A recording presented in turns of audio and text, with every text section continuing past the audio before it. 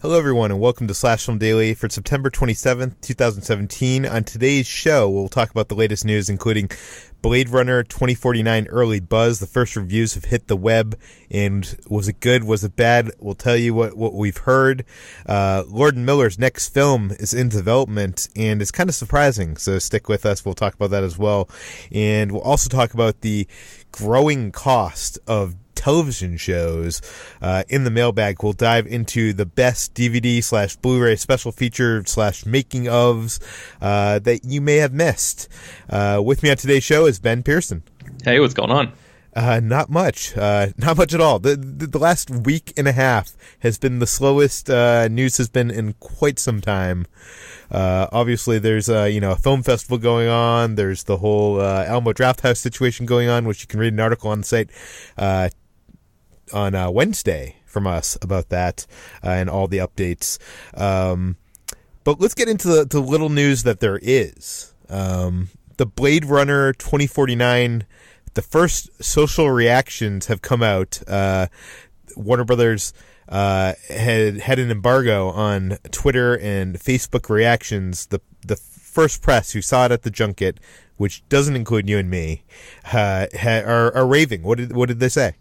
People love this movie, Peter. I'm shocked to hear. This is we compiled in this article a list of, I don't know, probably 15 or maybe 20 people's reactions to this thing, and everybody loves this film, and not only loves it, but like I think 4 or 5 of those people referred to it as a masterpiece. So this is like I have not seen praise this universal and this sort of just like people are so psyched for this film. I haven't seen this since maybe War for the Planet of the Apes, I think, is the last sort of big budget studio film that I've seen people sort of go this crazy for. I personally was sort of like, whatever. I'm not really, that interested in a Blade Runner sequel. But seeing all of these people, many of whom we work with and sort of know and respect, rave about this movie, and these people are not traditionally people known to exaggerate about their their feelings about a film. I am sort of blown away by the insanely great reaction this film is getting.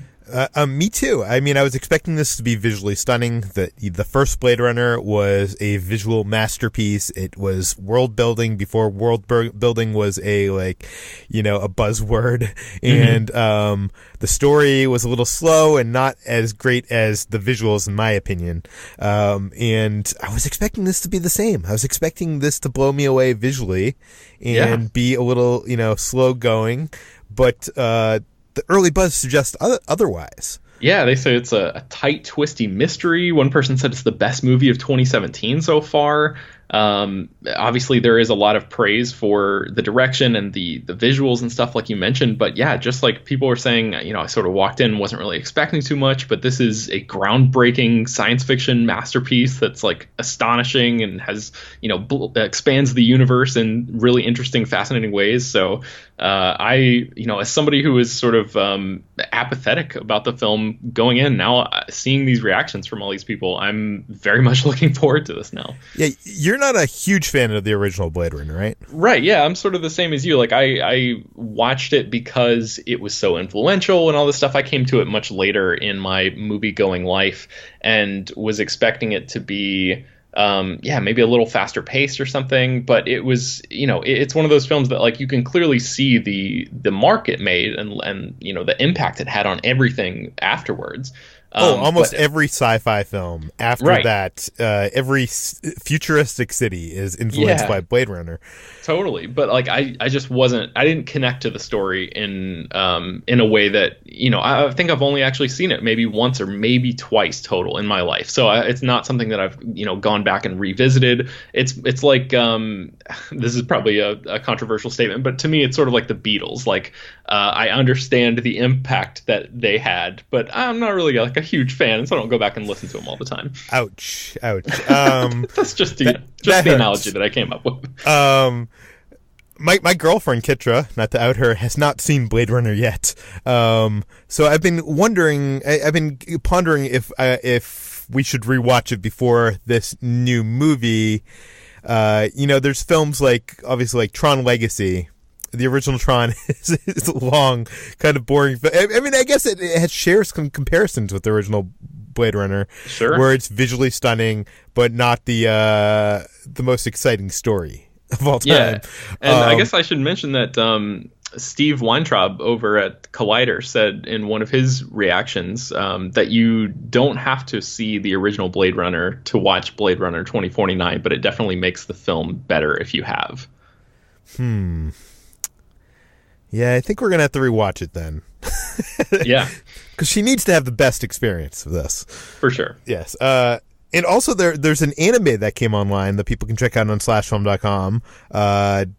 This is one of the short films they're releasing in conjunction with this new Blade Runner film.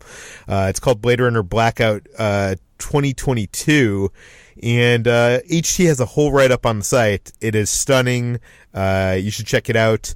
I'm waiting because I want to see the stuff after I see the movie. But it looks fantastic. I kind of like breezed through it, just like getting a sample of the visuals, and it reminds me a little bit of like the anime that came out around the Matrix. Was it the Animatrix? I think was what that was called. Yeah. They had a whole series of short films that came out alongside the sequels to the Matrix, actually. Yeah, and this is another Warner Brothers thing, so maybe they like doing that for these big sci-fi films. It makes sense. I'm kind of surprised that Ghost in the Shell didn't do something like that. That was Paramount. But moving on, Phil Lord and Chris Miller are they the directors of Han Solo? I guess they're going to be credited as directors of Han Solo, right? Actually, we don't even know. Well, if you haven't heard, they are no longer on that project. They have been replaced by Ron Howard. We've talked at length about that, and Lord and Miller have finally found their next project, which is actually kind of a surprise. Because it doesn't seem like their usual comedy. It doesn't seem like they usually pick projects that I like to say that they pick projects that you don't think are going to be great, and they make them amazing. They underpromise and overdeliver. And this project is from Andy Weir, who was the author of The Martian. His next book is called Artemis, and it's a sci-fi film. It's described as set in the near future. It's a thriller that follows directionless 20-something named Jazz at the constraints of her small town, Artemis, which so happens to be the first and only city on the moon. Jazz, a budding smuggler, unwittingly finds herself in the middle of a conspiracy for the control of her hometown.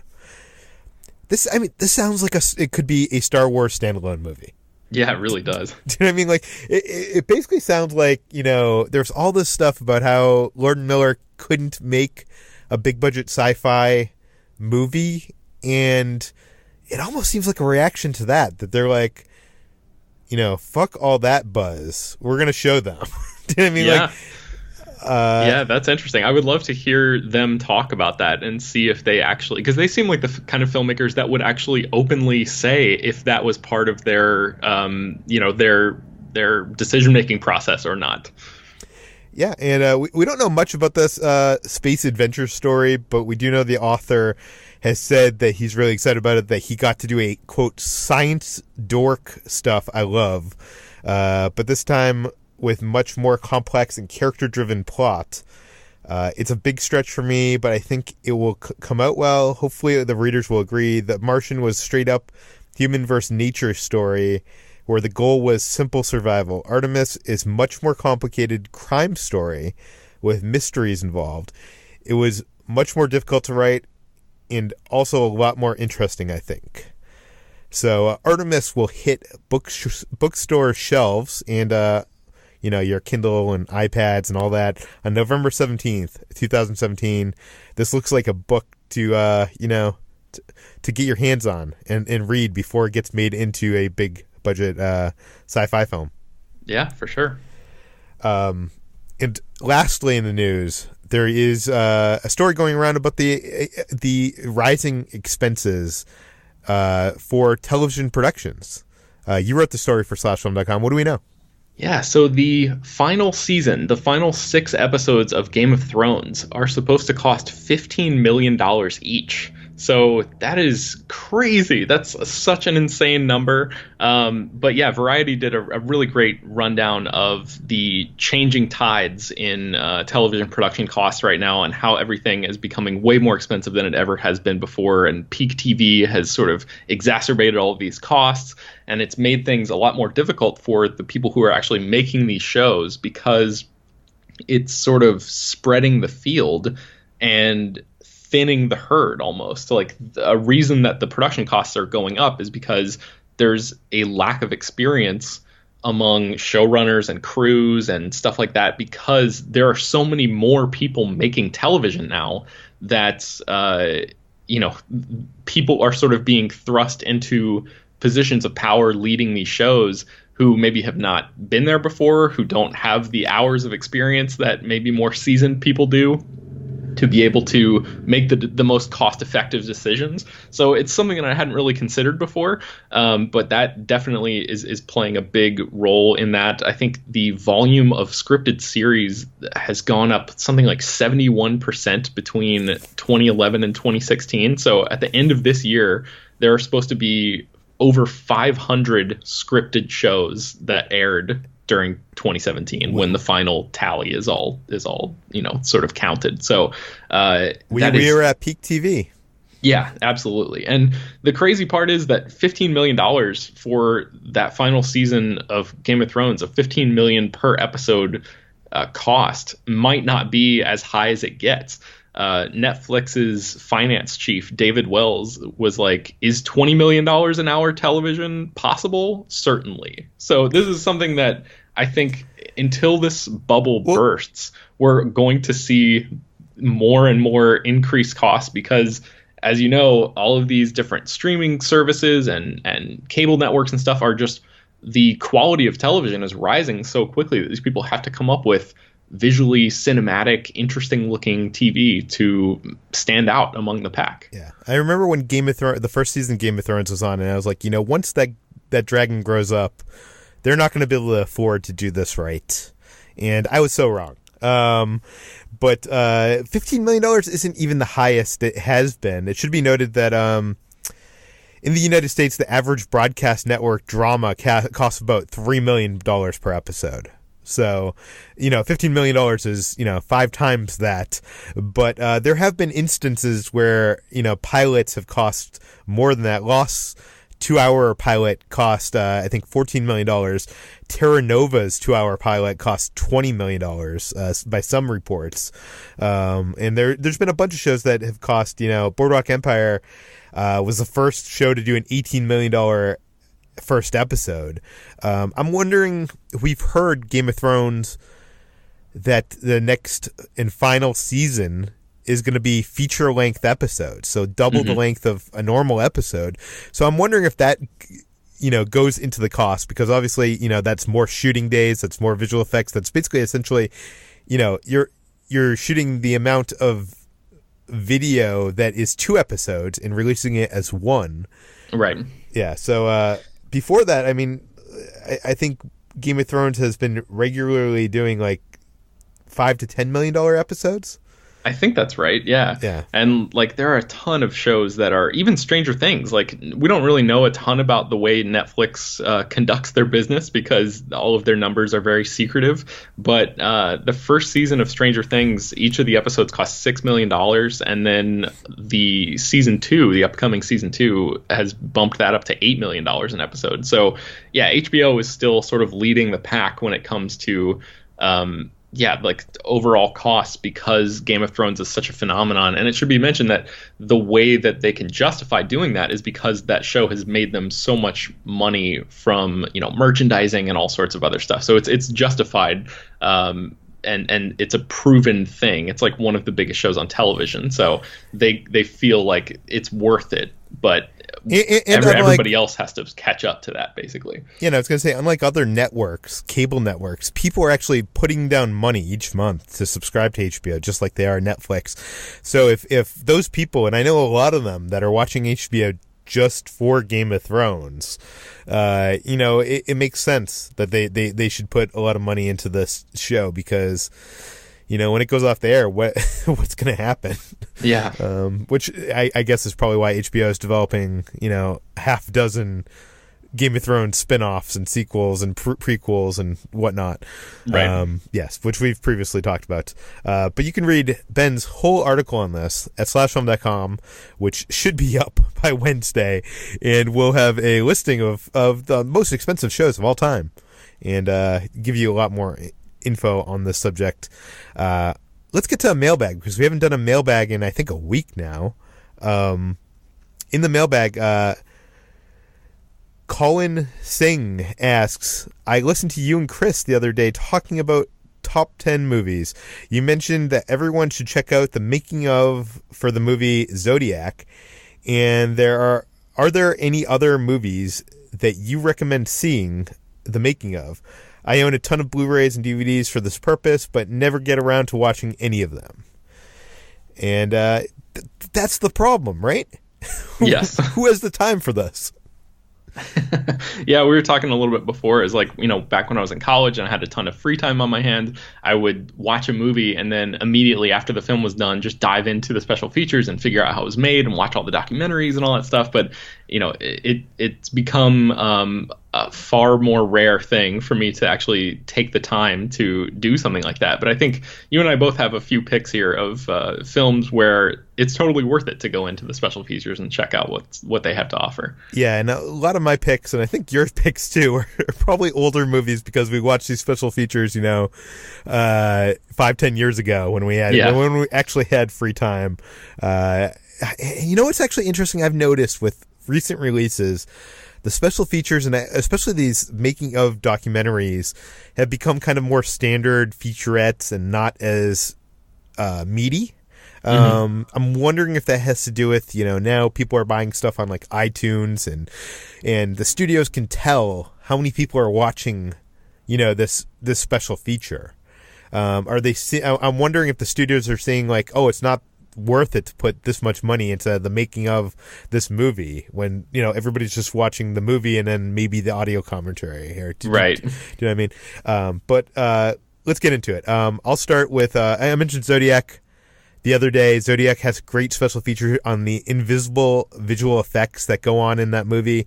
David Fincher's, all his films do, but Zodiac, I think, is the best at that, because even, Fight Club has some stuff that is stylish and you can tell it's a visual effect. Zodiac, many of the stuff is just like so invisible. And you watch this and you have a new appreciation for the work that went into, completing that film. A lot of my picks, I'll do one more before you get to some of yours. A lot of my picks are the documentaries that feel less like a studio-produced featurette and feel more like we're visiting sets. We are a fly on the wall of this production. And one of those is Magnolia. Paul Thomas Anderson had this, I think it was called Magnolia Diary or That One Moment or something. But there's this documentary. There might even be 2 documentaries on that DVD. I haven't revisited it in such a long time. But he shot it himself during the making of Magnolia. And it gives you such insight into the process of making a film, not just the development, the production, but also the releasing of the film. And there's actually like a scene I remember vividly of like him and his then girlfriend Fiona Apple kind of going over the creative process of what it is like to release art into the world. And it's so great. If you have not seen this, I highly recommend it, especially if you like the movie Magnolia, which is one of my favorites. What are some of yours, Ben? So the key one, the one that instantly came to mind when this question was posed, was all of the bonus features that are on the extended edition Lord of the Rings discs, because those I've actually watched recently, like within the past year. I watched them all actually right before I went to New Zealand for the first time, and they blew me away. I had never sat down and watched all of them before, but the sheer number of special features that are on that disc, I mean, it'll take you probably a few days to go through and watch the movies themselves and then all of the special features across all three films.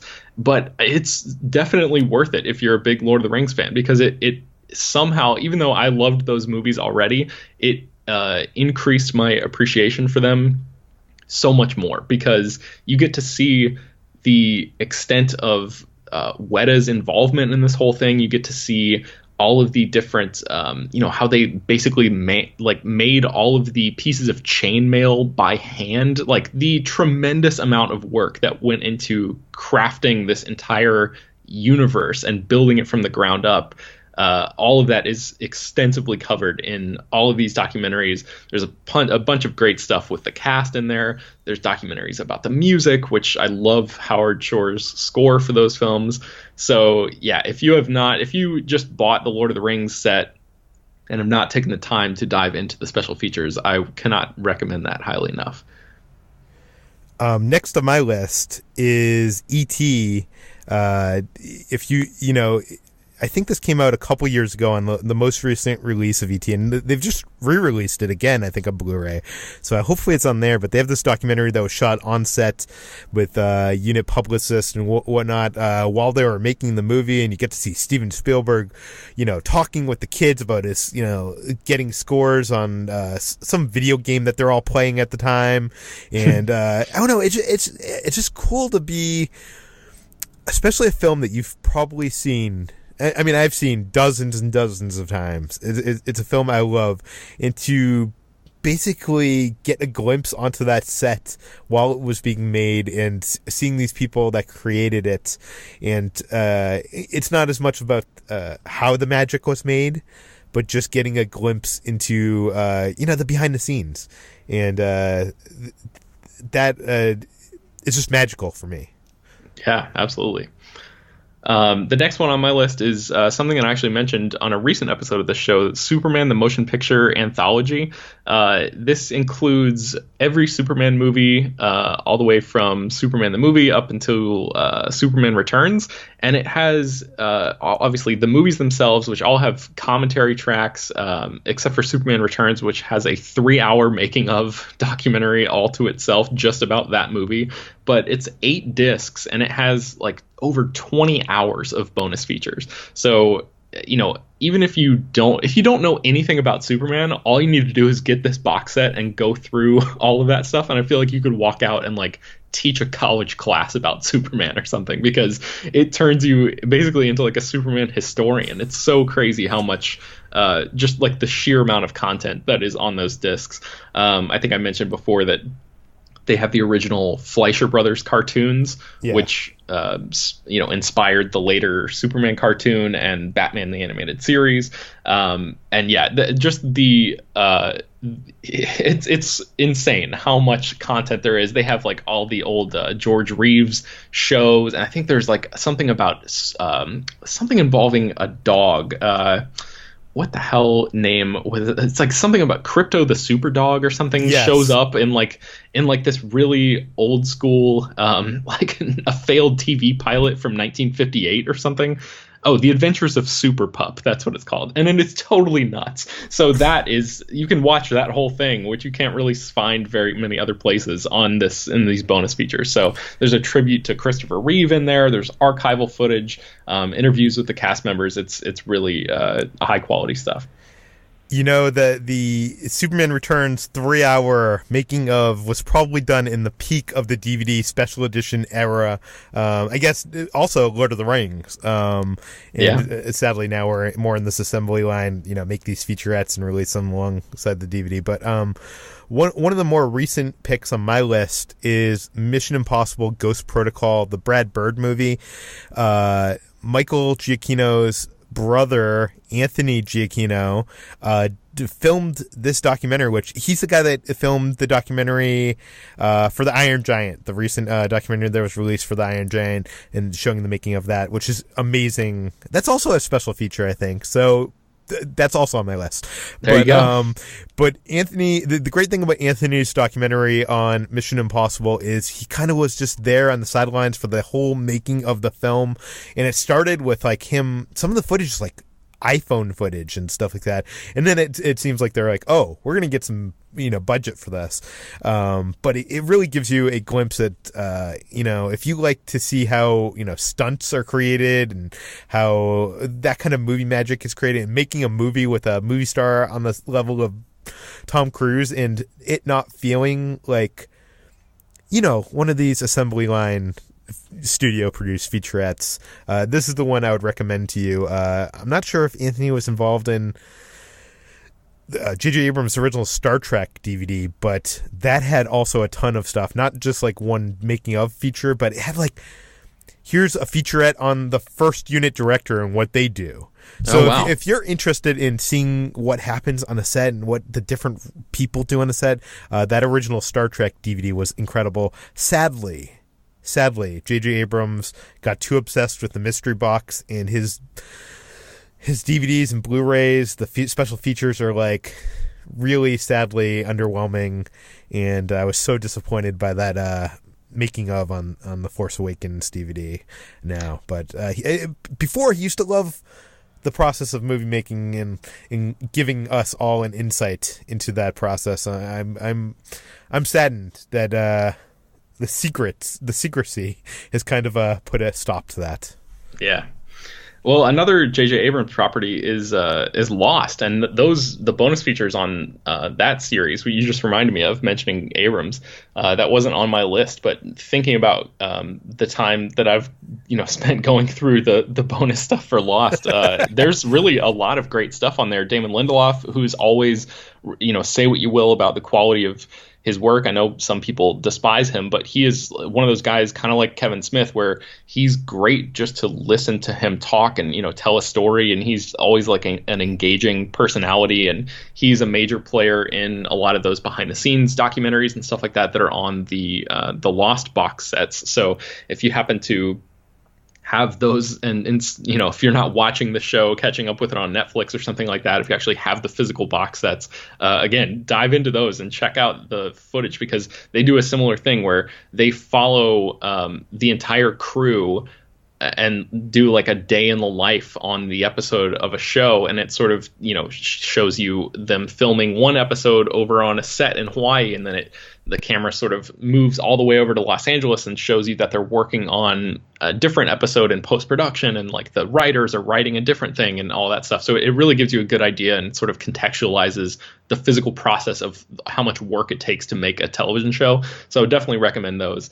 And then another one real quick on my list would be one that I haven't seen in a long time, but I think it's only like 35 or 40 minutes, and it's for The Shining. It's like a making of documentary for Stanley Kubrick's The Shining that was shot by his daughter, who I think was only 17 years old when she filmed the making of. But it's fascinating. I think that one's on YouTube somewhere, so you can probably track that down. Actually, a lot of these that we're talking about, you can probably find the individual videos, ripped for YouTube or something.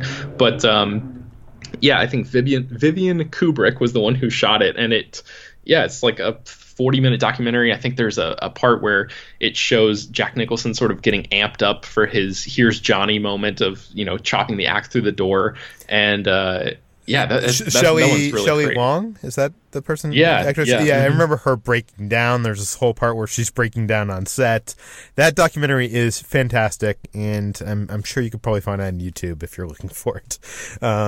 Another, you mentioned Kevin Smith, and all of Kevin Smith's DVDs and Blu-rays, even if you don't like the movies, are worth seeing the special features for.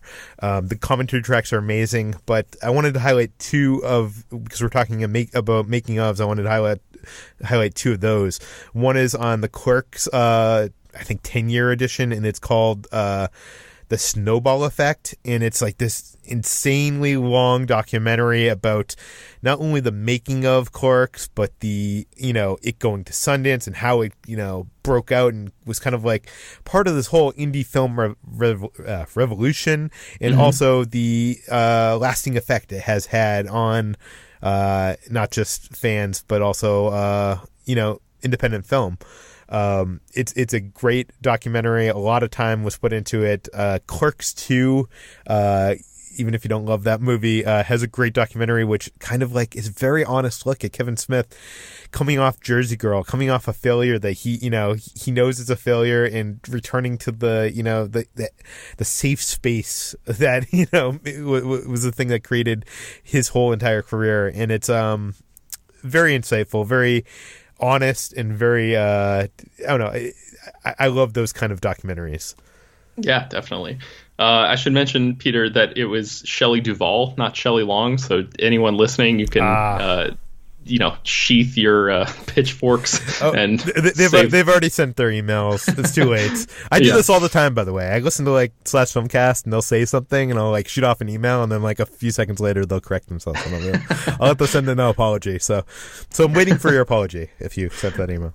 Yes. So there are just a couple more on my list that I'll run through really quickly. One is called Hearts of Darkness. It's a documentary about the making of Francis Ford Coppola's Apocalypse Now, which is actually co-directed by Eleanor Coppola, his wife. And that is a really, really great look at the sort of the tagline says the magic and the madness of making Apocalypse Now. And that's a really good description of it, because it shows the sort of creative spark and the creative drive that Coppola had while he was making that movie, but also the borderline insanity and obsessive quality that made that movie legendary, really. So that one's definitely worth seeing. I think that comes with it's packaged with Apocalypse Now and a lot of box sets and stuff like that. The other one would be Breaking Bad, which I have a Breaking Bad barrel Blu-ray box set.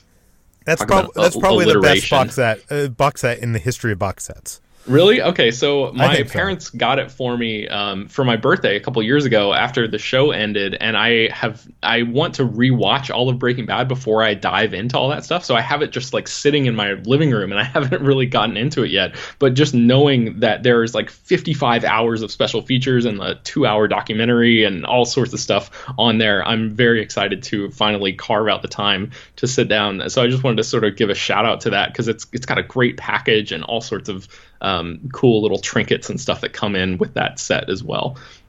I have a couple more on my list, and it's Star Wars Episode 1 and 3.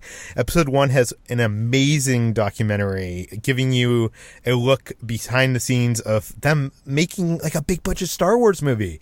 It's not a highly polished, kind of thing. It's kind of getting a glimpse into air. I remember there's this whole thing where they were going to shoot the pod race sequence in the desert, and this whole storm basically completely ruined all these vehicles and props. And it was I don't know, it's just very compelling. Episode 3 had a documentary called In a Minute, which essentially examined 1 minute of the film and all the work that went into that 1 minute, from the script to the storyboarding to the visual effects to the production to the editing to the that's everything. A really cool concept. It's incredible. If you haven't seen it, and sadly I'm not sure if these two documentaries made it into the Disney re-releases recently. I don't know why. Maybe because they're more honest and less polished than the usual stuff. And on the same note, I want to mention this one's not as great, but it's good. On the John Carter Blu-ray, there's a documentary. It's a 30-minute thing called 360 Degrees of John Carter. And it was shot, I want to say, with 15 cameras in 1 day of filming. So it takes you into, the extras casting, or the extras waiting tent while they're getting their makeup on. It's filming all around set and showing you, giving it's the closest thing. I get asked a lot, what is it like to go on set of a movie? And we talked about this recently. And this is the closest thing to actually seeing what we get to see when we're on set, because it literally gives you, everything that happens in 1 day of filming in a 30-minute kind of really well edited documentary. Yeah, man, that sounds cool. And you didn't have any others? No, that was it. Yeah, that's it. That is it. So that is it for this edition of the Mailbag. If you have questions, send them to us at peter@slashfilm.com. Please mention your name and general geographic location in case we mention them on the air. You can find more of my work at /film and at /film on Twitter. You can find Ben at Ben Pearson and, of course, on /film.com. You can find all the stories we mentioned on today's show on /film.com. This podcast is published every weekday, and you can subscribe on iTunes, Google Play, Overcast, and all the popular podcast apps. Please give us a rating, give us a review on iTunes. That helps us out. Spread the word, tell your friends, Tell everybody you know on Twitter and Facebook about this podcast. We could always use more listeners. And I want to thank you all for listening.